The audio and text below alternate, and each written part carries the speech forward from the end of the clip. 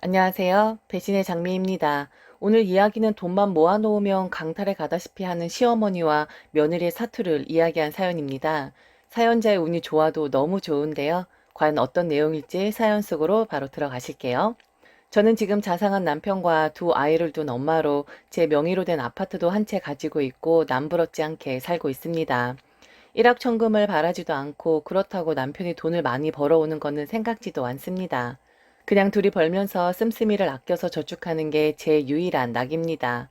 지금은 이렇게 살만하고 근심 걱정 별로 없지만 결혼할 때와 결혼 초기에 홀 시어머니 때문에 마음고생도 많았고 그런 시어머니의 말이라면 꿈뻑 주는 남편 때문에 복장이 터져 죽는 줄 알았던 시절도 있었습니다.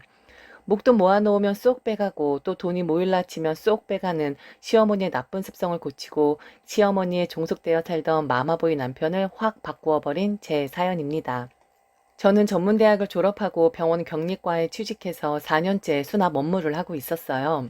월급은 박봉이었지만 병원서 유니폼도 주고 밥도 주고 해서 제가 옷이나 물건 사는데 사치만 부리지 않는다면 차곡차곡 돈을 모을 수 있는 안정되고 좋은 직장이었습니다.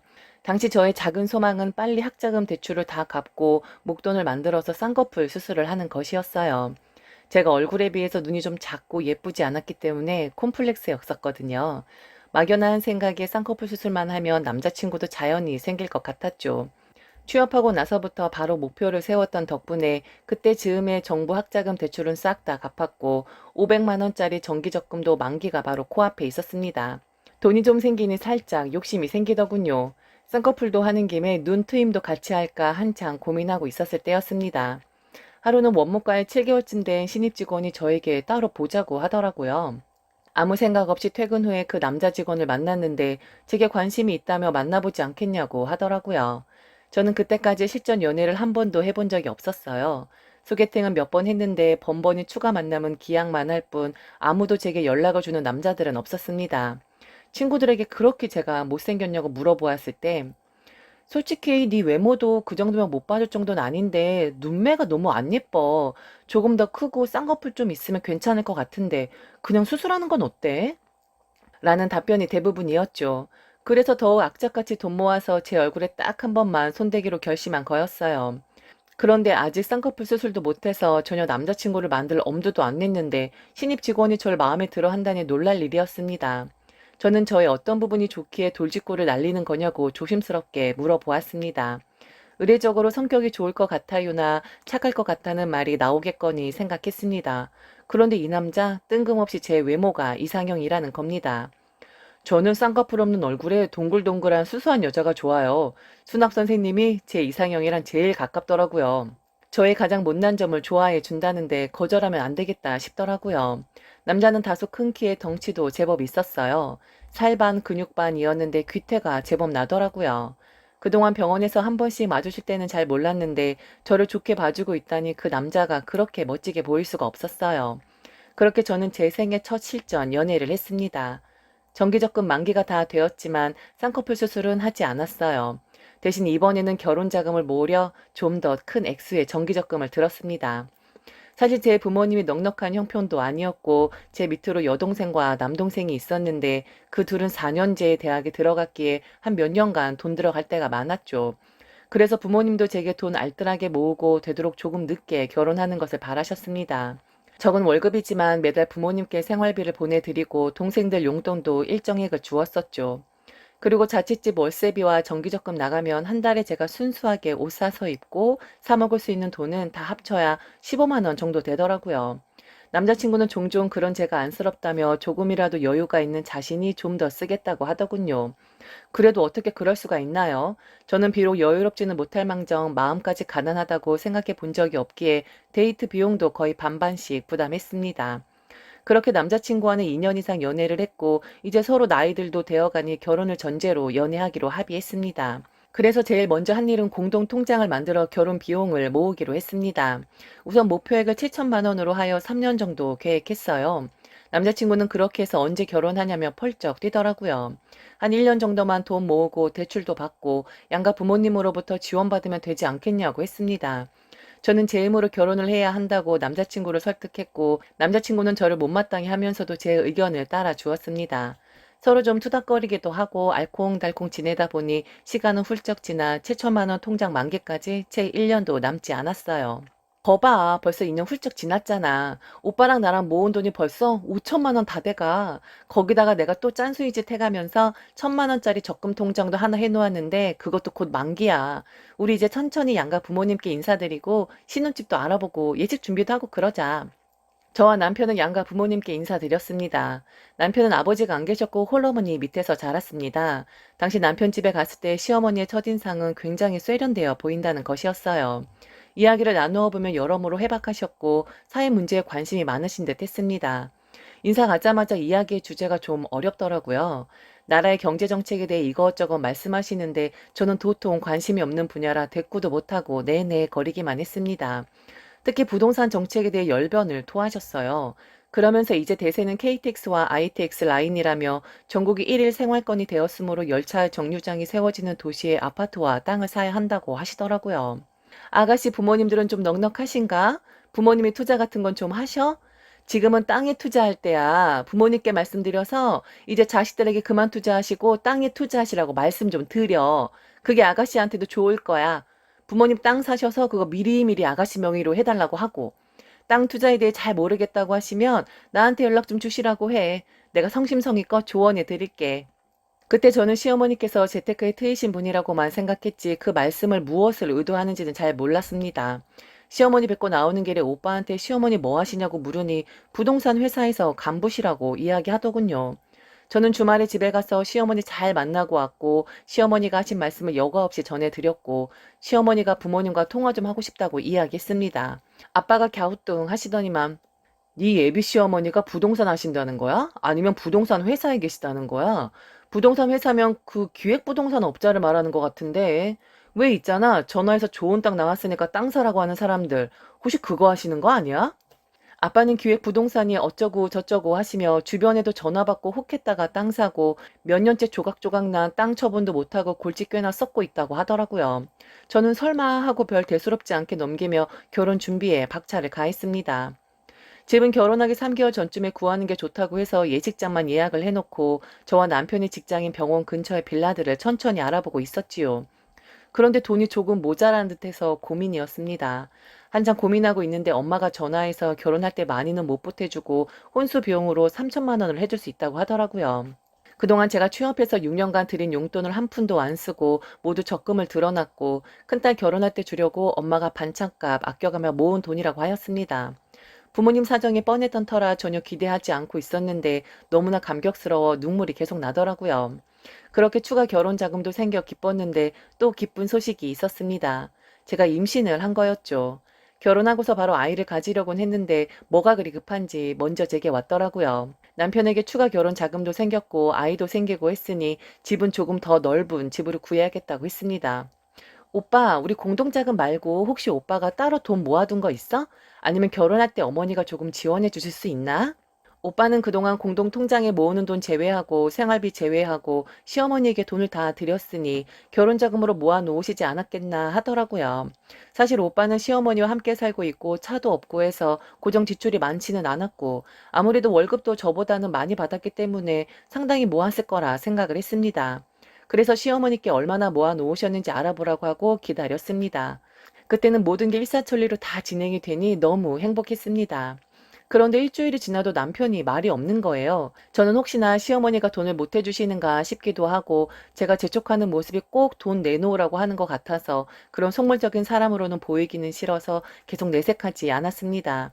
이제 결혼식도 3개월도 안 남았고 뱃속의 아이도 완전히 자리를 잡았기에 어서 집을 구해야 했죠. 어머니가 결혼 비용 지원해 주시지 않아도 괜찮아. 거봐, 우리가 지난 3년간 돈 모으길 잘했지? 오빠 만기 통장에 있는 돈 해약하고 오빠 입출금 통장으로 옮겨놔. 엄마가 내일 오빠 통장으로 3천만 원 넣어 주실 거야. 그럼 바로 봐두었던 집 계약하고 전세담보대출 받아줘. 아, 이제 우리도 신혼집 생기는 거구나. 그런데 오빠가 사색이 되더라고요. 떠듬거리며 말했습니다. 엄마가 갑자기 돈이 필요하다고 하셔서 나보고 돈을 좀 융통해 보라고 하셨어. 나한테 그럴 돈이 없다고 했는데 우리 결혼 통장 있는 거 다 아는데 그거는 내 돈 아니냐면서 노발대발 하시더라고. 이제 결혼할 때 되니까 엄마를 무시한다고 울며불며 하시는데 어쩔 수 없이 그럼 자기랑 상의하고 말씀드리겠다고 했는데 딱 한 달만 쓰고 이자 쳐서 돌려줄 테니까 자기한테는 시어머니 짤이 모양 빠지게 이야기하지 말라고 하시더라고. 그래서 일주일 전에 7천만 원 빌려드렸어. 나 딱 한 번만 봐줘라. 아직 결혼까지 시간 있으니까 3주 뒤에 돌려받고 그때 집 구하자. 정말 미안해. 갑자기 숨이 턱 막혔습니다. 그래도 어쩌겠습니까? 시어머니가 급하게 필요하시다니 결혼도 전에 제가 화를 낼 수도 없는 노릇인데요. 일단은 기다렸습니다. 조금은 불안하기는 했는데 믿고 기다렸죠. 그런데 한 달이 지나고 보름이 지나도 결국 시어머니는 돈을 돌려주지 않았습니다.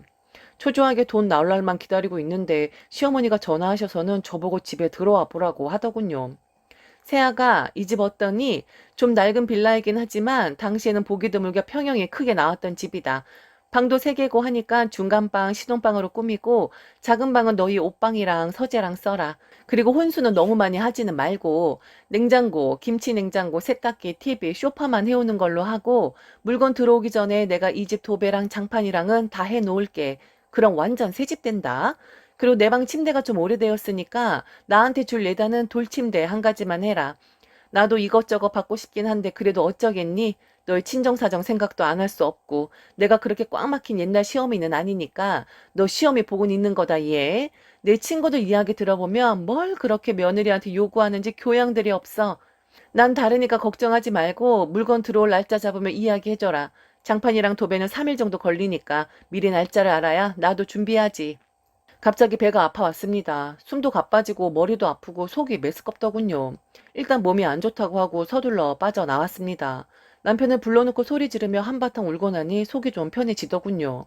미안해. 엄마가 이번에 우리에게 빌려간 돈을 너무 좋은 땅에 나왔다고 거기에 투자했대. 대기업 총수 일가의 땅인데 원래는 선산 자리였는데 그 회장님 회사가 어려워져서 자금 마련한다고 금매로 나왔다고 선착순 200명에 분양한다고 공고 떠서 부랴부랴 청약하셨다고 하더라고. 아마도 당분간 돈을 못 뺄 것 같다면서 내년이나 내후년에 땅 팔리면 원금에 이자까지 쳐서 주시겠대. 그때까지 엄마랑 같이 살면서 돈도 더 모으고 해서 땅 팔리면 바로 돈 줄 테니 집을 아예 사라고 하시네. 일이 이렇게 되어서 정말 미안해. 그래도 저는 도대체가 납득할 수도 없고 뼈 빠지게 아끼고 아껴서 결혼할 때 쓰려고 고이고이 모아둔 돈 신혼집 하는데 쓰고 싶지 땅 투자해서 돈 벌고 싶지 않았습니다. 저는 용기를 내어 다시 시어머니를 찾아갔습니다. 어머니 말씀 전에 들었는데요. 저 그 돈 모으기 위해 진짜 먹을 거 안 먹고 입을 거 안 사고 해서 모은 돈이에요. 저도 번듯한 신혼집 마련해서 남편이랑 태어날 아기랑 그렇게 행복하게 한번 살고 싶어요. 어머니께 따로 지원해달라는 말씀은 안 할게요. 제발 그 돈만 돌려주시면 안 되나요? 누가 들으면 내가 네 돈 훔친 줄 알겠다. 너는 어떻게 그렇게 말할 수가 있니? 그리고 말이 나와서 하는 말인데 나랑 상의도 없이 신혼집을 구한다고? 내 명의로 된 집이 있는데 왜 내 아들이 나가서 사냐? 그럼 나 혼자 살라는 말이야? 난 두 눈 시퍼렇게 뜨고 너에게 아들만 뺏기는 꼴을 보라고? 네가 생각 있는 며느리 같으면 네가 먼저 나랑 같이 살자고 해야 하는 거 아니니? 물론 네 돈도 조금 들어가 있다고는 하지만 어렵게 키운 내 금쪽 같은 아들이 결혼 전에 나한테 그동안 모은 돈 좀 주며 효도하는 건데 넌 그게 그렇게 못마땅하니? 이래가지고 어떻게 결혼해서 살 수나 있겠어? 결혼이고 뭐고 필요 없으니까 애는 지우든 말든 네가 알아서 하고 당장 이 결혼 물러라. 나도 너같이 생각 없고 못된 며느리 받아들일 생각 없다. 네가 넣은 돈이 얼마인지 모르겠는데 그 돈 줄 테니까 계좌번호 놓고 가. 어떻게 저렇게 말씀하실 수 있는지 너무 두렵고 떨리더라고요. 때마침 오빠가 들어와서 상황을 수습하여 저는 나올 수 있었습니다. 부모님께 전화하여 이런 사정을 이야기하니 아빠가 그러시더라고요. 내가 아무래도 좀 이상하다 했다. 안사돈께서 기획 부동산 쪽에 계신 듯한데 대부분 업자라고 불리는 사람들도 보통 내기들이 아니야. 사기꾼들도 많고 산전수전 다 겪은 사람들로 사람 마음 뒤 흔드는 데는 일가견이 있는 사람들이야. 너니 시어머니 못 당한다. 애라도 안 생겼으면 어떻게라도 다른 방법을 생각하겠는데 이제 곧 배불러 올 텐데 어떻게 하겠냐? 그 녀석이랑 결혼하고 싶으면 네가 한 수 잡고 들어가는 수밖에 없어. 그래도 한 1, 2년 뒤에는 돌려준다고 하니 믿어봐야지. 시어머니는 너무나 무섭고 싫었지만 그때 상황으로서는 어쩔 수 없었어요. 남편에게 화풀이를 해봤자 남편만 점점 더 불쌍해졌습니다. 기어이 결혼은 했고 저는 시어머니 집에 들어가 화는 누르고 속없이 웃으면서 지냈었죠. 첫 아이를 출산하고 어린이집에 맡길 때쯤 저도 복직을 하여 일을 하였습니다. 남편과 출퇴근을 같이 했기에 어린이집에 아이를 맡기고 찾아오는 일은 어렵지 않았습니다. 시어머니는 계속해서 일을 하시는 분이라 저희랑 출퇴근도 비슷하게 하셨죠. 그런데 어느 날 둘째를 임신한 것을 알게 되었어요. 저와 남편은 너무 좋아했고 감사했죠. 시어머니께도 바로 말씀을 드렸는데 반응이 좀 당황스러웠어요. 피 많았니? 얘들이 왜 이리 생각들이 없어? 지금이 조선시대도 아니고 젊은 나이에 애를 둘씩이나 놓고 그래놓고 나중에 셋째, 넷째도 보려고 하니? 가뜩이나 요즘 경제도 어려운데 둘째 놓는다고 또 휴직해야 하잖아. 말이 나왔으니까 말인데 지금 내 집에 얹혀 살면서 월 60만 원은 너무 적은 거 아니니? 솔직히 새아기 너 복직하면 용돈 좀 올려줄 줄 알았다. 그런데 그 생각은 안 하고 또 애기를 가져? 지금에야 내가 나가서 버니까 너들한테 손 안 벌리는 거지만 내가 일관 두면 니들 내 생활비 얼마나 줄 수 있니? 그런 생각이나 했으면 둘째부터는 계획을 세워야 할 거 아니야. 기쁜 날 어머니의 훈계를 듣고 눈물이 쏙 빠졌습니다. 아무리 생각해도 전 잘못한 게 없었는데 정말 서럽더라고요. 남편은 아무 말도 못하고 시어머니 용돈으로 월 80만 원씩 드리자고 하더군요.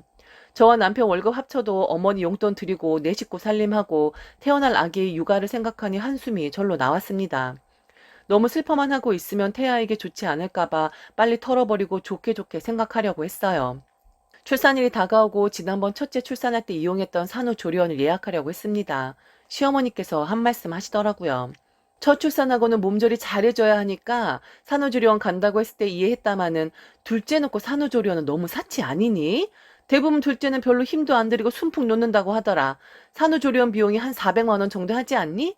나한테 그 돈의 반만 주면 내가 산후조리원 할머니가 와도 울고 갈 만큼 조리해줄게. 그렇게 할래? 저는 사색이 될 수밖에 없었어요. 어머니에게 제 산후조리를 맡길 생각을 하니 눈앞이 아뜩했어요. 사실 어머니는 살림에 있는 소질이 없으신 분이거든요. 남편의 아버지가 일찍 돌아가시는 바람에 생계를 위해 사회생활을 했던 분이라 살림하고는 담을 쌓으셨지요. 저도 마침 산후조리원비가 조금 아까웠던 탓이라 남편에게 졸라서 산후조리는 친정에서 할 테니까 어머니에게 잘 말해달라고 했죠. 남편은 흔쾌히 알았다고 하며 시어머니 방으로 가더군요. 그런데 시어머니의 화난 목소리가 제 방에까지 들리는 거예요. 본인한테 200만 원 주는 게 아깝냐는 그런 내용인 것 같았어요. 남편은 시어머니께 그런 게 아니라며 해명하고 비위를 맞춰가면서 용돈 100만 원의 저를 친정으로 보내 산후조리하기로 합의를 보아왔습니다. 그렇게 또 둘째를 출산하고 어린이집을 다닐 때쯤 저는 다시 복직을 했지요. 어느덧 결혼한 지 3년째가 가까워 오더군요. 하루는 남편에게 넌지시 결혼 전 어머니가 빌려가셨던 돈으로 샀던 땅 언제쯤 팔리는지 물어봐 달라고 했습니다. 그러더니 남편은 그거 진즉에 내가 물어봤어. 그런데 심드렁하게 더 가지고 있어야 한다고 하더라고. 그러면서 자기가 물어보라고 시켰냐고 또 화내시길래 그런 거 아니라고 이야기했어. 엄마가 점점 갱년기가 심해지시나 봐. 점점 화를 못 참으시네. 자기가 조금만 더 참아주고 웬만하면 부딪히지 말아줘. 엄마랑 싸워봤자 우리만 손해야. 저는 알았다고 하고 또 기다려주기로 하였죠. 복직하자마자 저는 아침에 2시간을 먼저 출근하기로 했습니다. 병원에서 직장인들을 위한 아침 7시 진료를 시작했는데 2시간 먼저 출근하면 1시간어치 추가 수당을 주기로 했어요. 자원자가 없었기에 제가 낼름 손을 들어 자원했습니다. 수납 언니들이랑 동생들이 저보고 궁상 맞다고 할지라도 그런 거 신경 쓸 상황이 아니었어요. 얼른 돈 모아서 독립을 하고 싶었기에 5년 계획을 세우고 정기적금을 붓기 시작했거든요. 남편은 한숨을 쉬더라고요.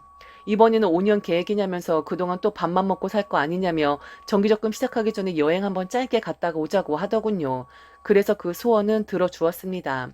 정기적금 시작하고 몇 달 뒤의 일이었습니다. 공과금 납부하려고 인터넷 뱅킹을 했는데 남편의 공인인증서가 눈에 띄었어요. 원래는 남편 은행 계좌는 안 들여다보는데 문득 남편의 신용대출 한도가 궁금하더라고요. 어차피 이사 나가려면 대출을 받아야 했기에 미리 알아둘 생각이었죠. 남편의 공인인증서 비밀번호가 제 것과 같았기 때문에 로그인을 하고 대출 부분을 들여다보는데 바로 얼마 전에 신용대출로 3천만 원을 받았더라고요. 저는 당장 남편을 불러 이게 뭔지 설명해 달라고 했습니다. 혹시 주식이나 도박한 것 아니냐며 다그쳤죠. 아니 그게 아니고 엄마가 그 충청도의 회장 선산인가 뭔가 그 땅을 한 블록 더 사야 한대서 돈 마련해 달라고 하더라고. 진짜 이번에는 절대 안 된다고 했는데 엄마 성격 알잖아. 못 해준다고 하니까 당장 쓰러지실 것 같더라고. 근데 이번에 산 조각 땅이 그 전에 엄마가 산 땅들을 연결해줘서 하나의 큰 블록을 만들었다면서 돈 좀 될 거라고 하네. 조금만 기다리래. 미안해. 딱 한 번만 눈 감아줘 제발.